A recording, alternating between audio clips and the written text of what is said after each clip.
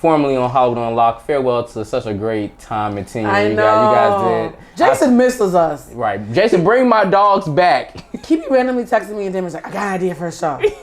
I was like, okay, make it happen. He misses us. I know he misses us. Y'all had a great run. You did great on that. Yeah. You might have, like I said earlier, you probably get a different nickname every week because you weren't always the most likes. People would say some crazy. You're like, why are you mad at me for being truthful? Well, here's the funny thing is I got a lot of love, but it was always the loud minority that was in the comments. I don't read comments, but my friends would screenshot them. I've never ever run into anybody in the street who didn't show me love.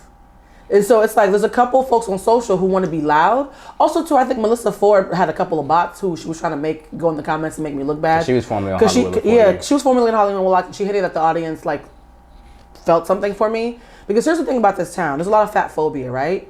Nobody expects the big girl to be the Beyonce too.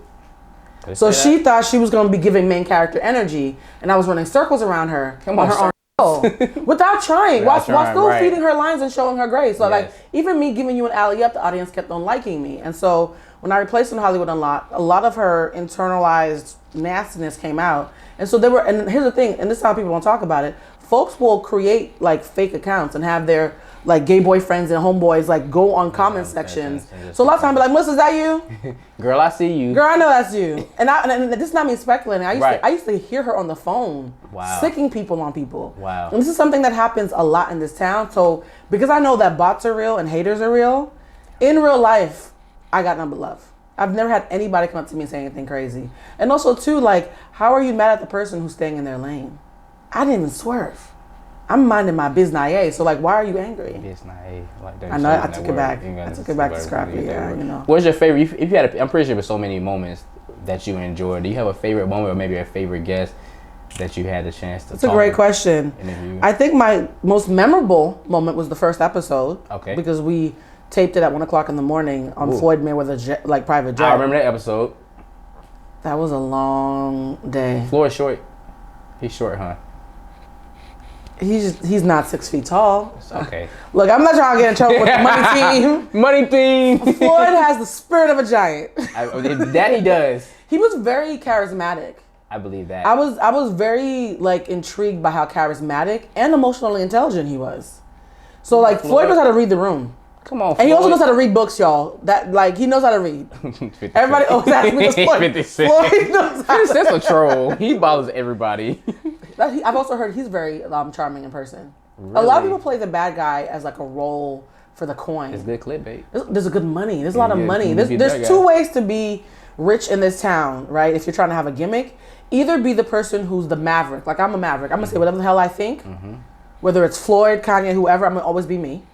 And then there's the villain. Those two extremes tend to always get attention. But here's the thing though, I'm not a maverick who's trying to be sensational. I just don't have, this is just who I am naturally. You also, during your journey at Hollywood Unlocked, you had a chance to sit, eat, meet Kanye West and do this great thing with Kanye during Black History Month. And then recently came across a post that you also recently came across where you were speaking about it. And it was like people, you were talking about basically how people like dehumanize Kanye West and you may not agree with him and XYZ, but like we, you know, and you really spoke about it within like the Black community. We tend to dehumanize each other. We're taught to. We're socialized to. Yeah. XYZ. Talk to us a little bit about that, and even working with Kanye. I love Kanye. Kanye's a great ass guy. Kanye's a human being. But people try to make He's a human being. We're all human beings, right? Here's the thing. They cut this part out, but he had said something, and then I said something, and I was just speaking from the heart.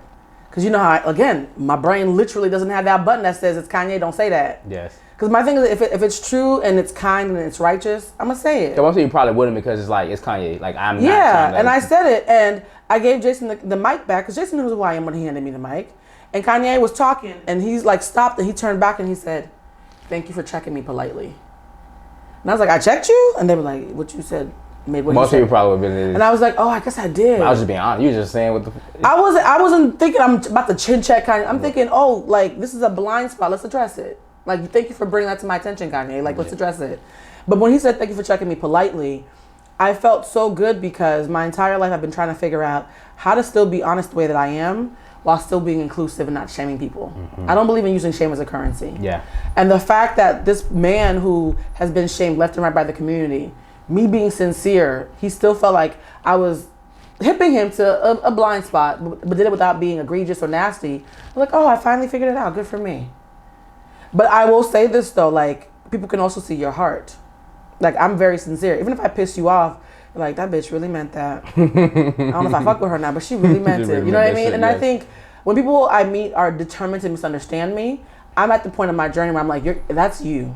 Because I couldn't be any clearer to anybody who actually wants to know who I am. Yeah. So I think Kanye thing, I see him as a human. Me and Kanye are not that different in age. And so I've watched him come up. He had an impact on me growing up. I'm not going to rewrite history because he said things I don't agree with. Right. I will, and I have written several op-eds about how he needed to do better because that's my job. But like, he's still a human being to me. And I think black people have been socialized. So it's not our fault that we're like this, but it's our responsibility to change it. Do you think he needs help as people continue to... I think everybody needs help.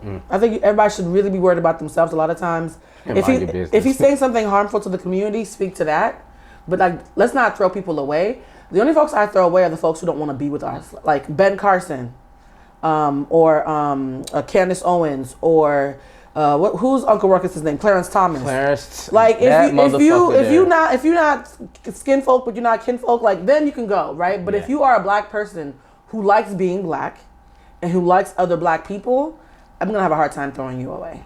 I'm gonna hold you accountable. I might hurt your feelings. Absolutely. But I'm not gonna throw away other black human beings because we've been disposable too much, even though we're the sauce and the source. Everything literally started from us. Everything started from us, guys. It did start from Google us. it. It did. You know what I've been thinking is about how your generation is so good and bad. It's bittersweet. On one hand, you guys are the most bitter generation I've seen when it comes to relationships. So unhealed. Trust issues. Like just bitter, like creating false narratives for clickbait. But on the other hand, you guys are the most socially conscious. And so I'm just like, I hope that we're not accidentally creating a bunch of lonely activists. Right. Because it's like, you know how to talk to the man, but you can't talk to your homegirl. Nah.